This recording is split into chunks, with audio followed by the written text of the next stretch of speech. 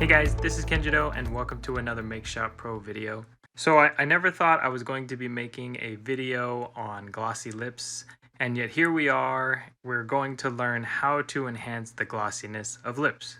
So there's more than one way to try to enhance glossy lips, one being a little bit more realistic than the other. This video is going to be covering that more realistic approach, and in another video I'm going to show how to do a much even glossier approach, but it's going to look a lot less realistic. So let's get to this first approach. So for this demonstration I'm going to use an image I got from pexels.com. And just to simplify my workflow, this image is really large and I have a script bound to this little icon here, so I can just click it, and what that's going to do is just shrink the image in half. Still pretty big, so we can run it again real quick, and now it's a much more manageable size for demonstration purposes. So the target of what we're trying to do here is we have these lips and they look pretty, muted in a way. There's nothing really shiny or glossy about it. I don't think that was the intent of that lipstick style in general. So we're going to try to enhance the glossiness simply by increasing the bright parts, or the sheen, if you will, on the lips.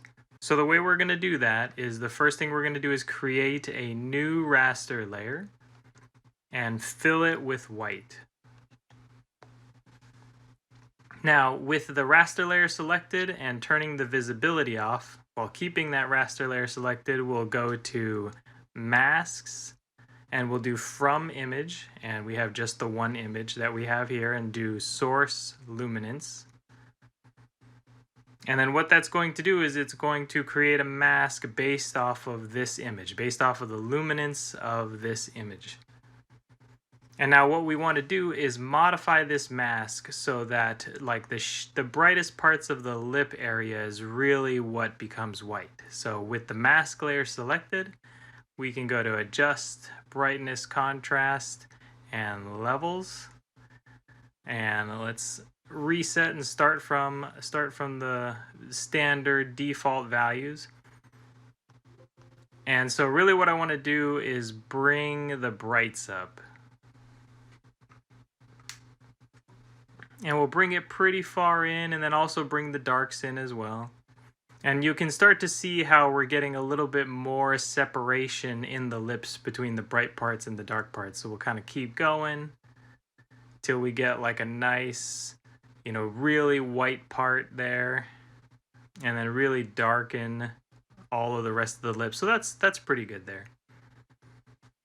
So we'll hit OK, and then we'll kind of turn on our raster layer so we can see it again. And now you can start to see how this whole area got a lot brighter. But it kind of, messed up the whole image, making it sort of like a high key image. So since this is a mask, what we can do now is just get our regular paintbrush, and with, the stroke selected as black, we can just start painting black on the mask to return the original, or to allow the original background image to show through. So we can just, paint around. I have a pretty large brush with a low hardness at the moment, but as we get in, closer here, we could probably tighten the hardness and decrease the size of the brush by holding Alt and just dragging up or down.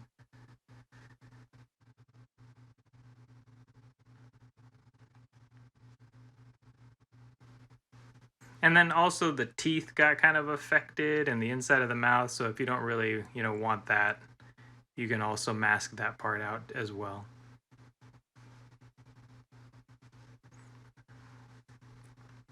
And there you have it.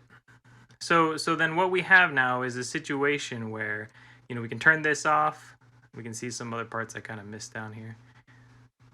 But if we turn this off, we can see we have the original lips, and then by turning this on, we've got this nice bright shine.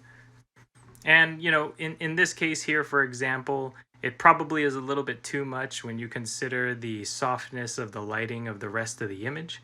And so, the whole point obviously is to synthetically enhance the shininess, but if you feel like it's a little bit too much, you can always just select the group and then just back it off a little bit.